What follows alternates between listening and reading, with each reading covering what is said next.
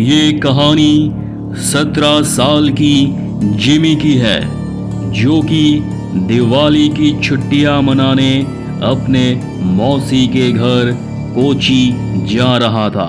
Jimmy का परिवार उसके मौसी के गांव में घुसा ही था कि जिमी को बहुत तेज प्यास लगी और उसके पापा रास्ते के एक दुकान पर रुक गया।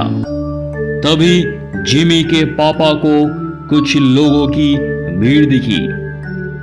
वहां वो आसपास खड़े कुछ लोगों से पूछने लगे कि भीड़ क्यों लगी हुई है। कोई कुछ जवाब देता उससे पहले ही जिमी की नजर भीड़ के बीच में पड़ी एक औरत के लाश पर गई। उस लाश को देखते ही जिमी को ऐसा लगा कि कोई परछाई उसे छूकर गुजरी है। तभी जिमी का ध्यान सड़क पर पड़े उस औरत के सजने और संवरने के सामान पर गया। उसने सबसे नजरें चुराते हुए वहां से एक कड़ा उठा लिया। इतनी देर में जिमी के पापा उसे बुलाने लगे। उसने जल्दी से वह कड़ा अपनी पॉकेट में रखा और वहां से चला गया। अपनी मौसी के घर पहुंचने के बाद जिमी सबसे थोड़ा अजीब अजीब सा बर्ताव करने लगा।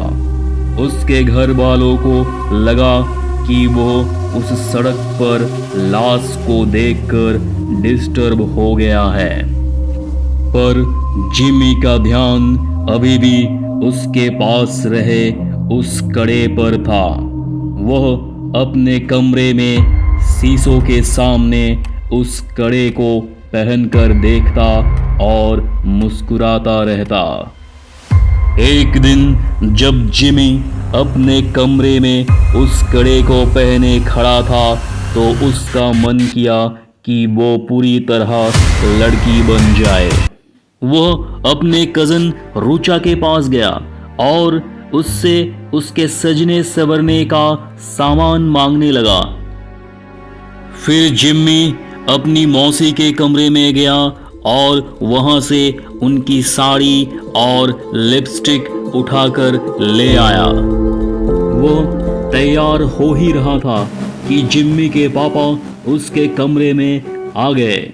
जिम्मी को देखते ही उसके पापा उसे खूब डांटने लगे। जिम्मी ने रोते हुए कहा कि वह लड़की बनना चाहता है।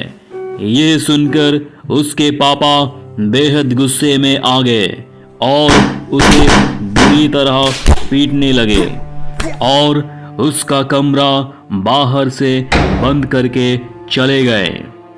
जिम्मी अपने कमरे में बैठकर जोर जोर से रोने लगा कि तभी अचानक उसे दीवार पर लड़की की एक परछाई नजर आई और धीरे धीरे वह परछाई उसकी तरफ आने लगी।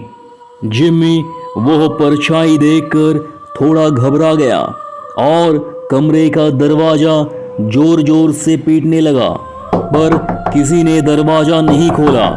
उसने मुड़कर देखा तो वहां कोई नहीं था।